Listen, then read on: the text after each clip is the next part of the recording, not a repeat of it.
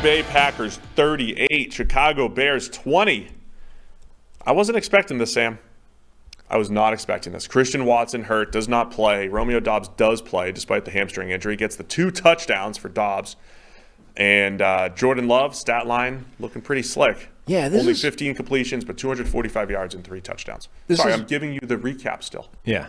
This is one where, there was games like Pittsburgh and San Francisco, and the result or the performance, you come out of it, you're like, yeah, that was pretty surprising.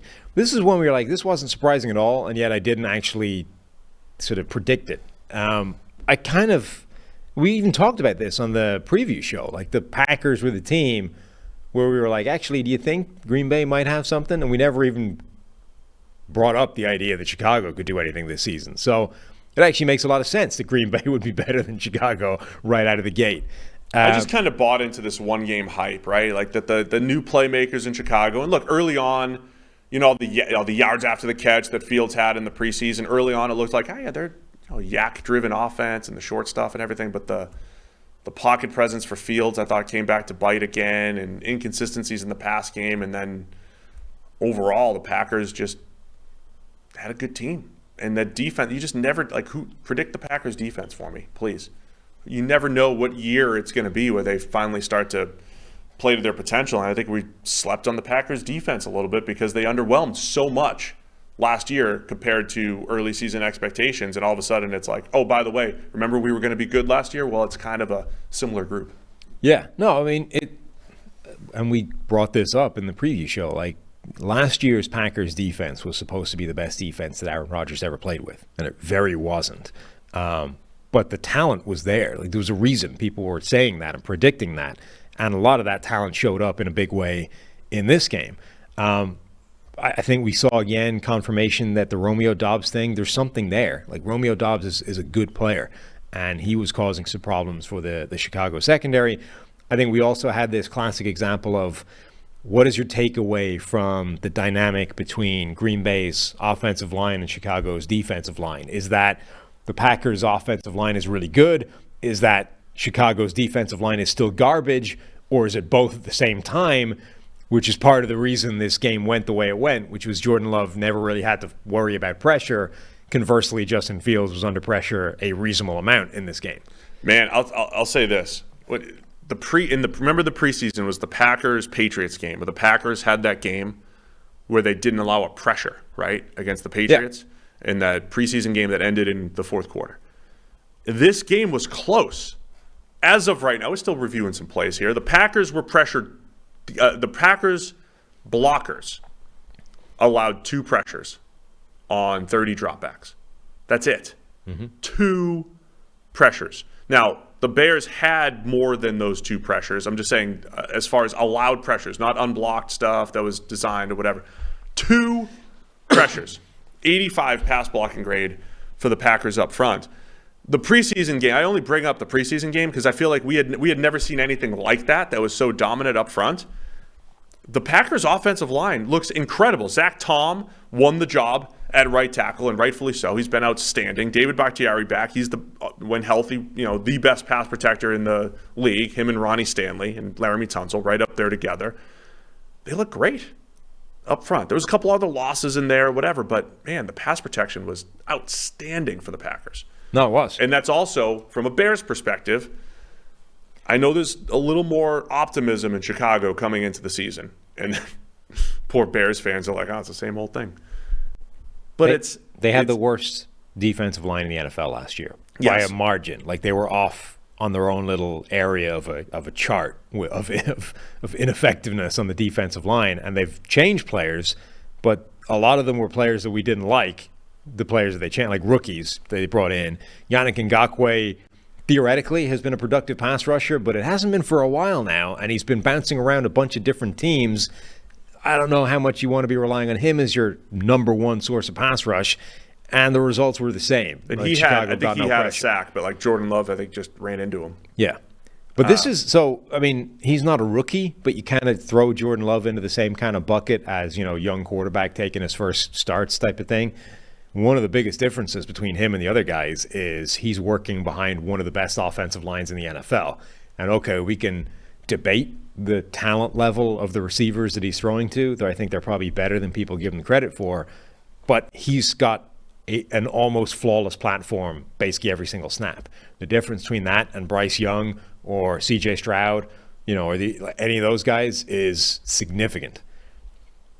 Yeah, I completely agree. That is the offensive line, I think, is one of the biggest stories for the Packers. And I don't know that the Bears are going to be good this year or anything. So the part I'm not going to overreact to is that the Ryan Poles rebuild in Chicago is just not going to be good or anything. It's early.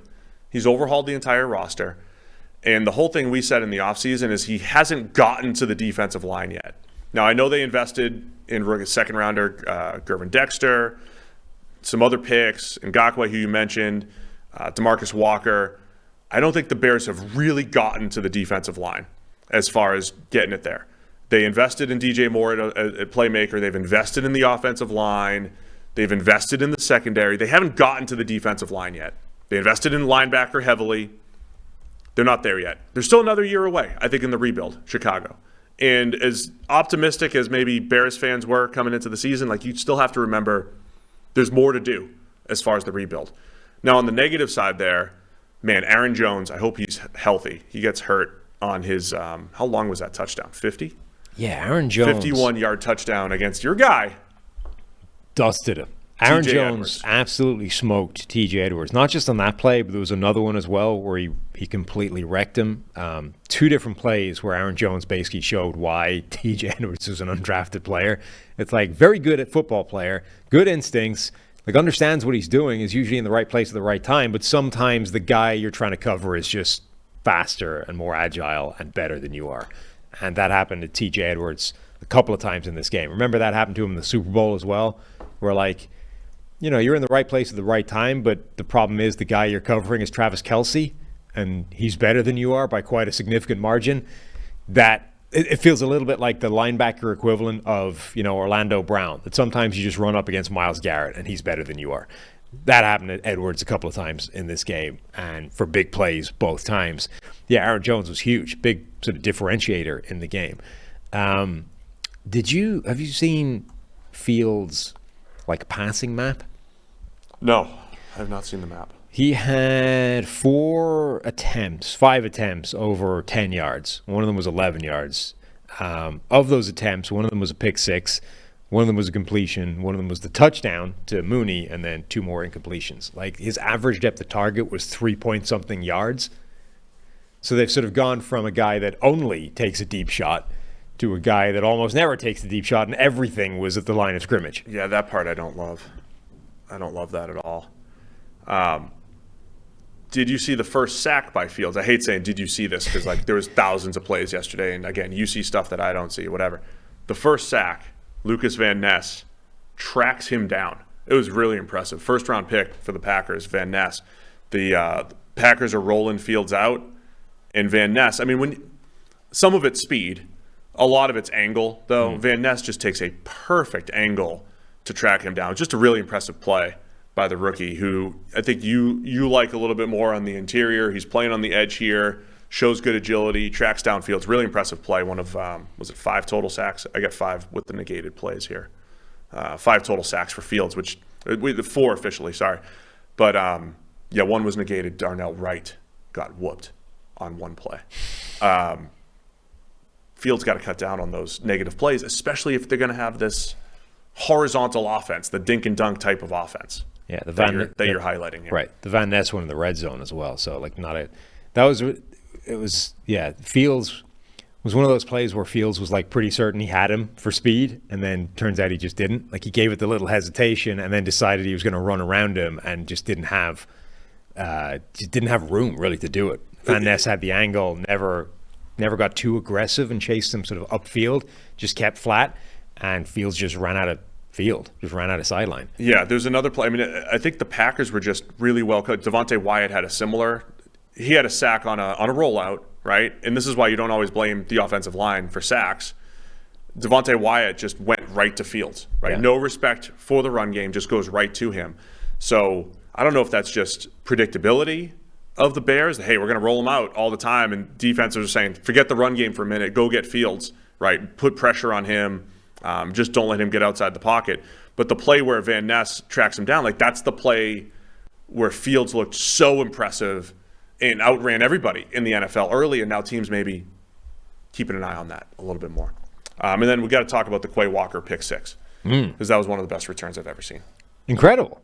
I mean, he good play to start with. Bad play by Fields to hit him. But Walker's doing the return and gets absolutely blasted by Roschon Johnson, I think it was the running back. Like he's, working his way back, runs to the right. Roschon Johnson's actually sort of tees him up. He ends up cutting back into Johnson, who just blasts him. And he just spins off it and keeps going. And then, makes another guy miss, makes his way to the end zone, and then gets absolutely annihilated by Darnell Wright, I think, at the pylon, but gets over and scores. Great return. Well, I'm impressed by Green Bay, and Jordan Love looks solid in his debut. But again, Luke Musgrave was behind the defense, the rookie tight end. Leak. Multiple times. One of them actually worked for a 37-yarder that should have been a touchdown. It was very awkward. And, some big plays.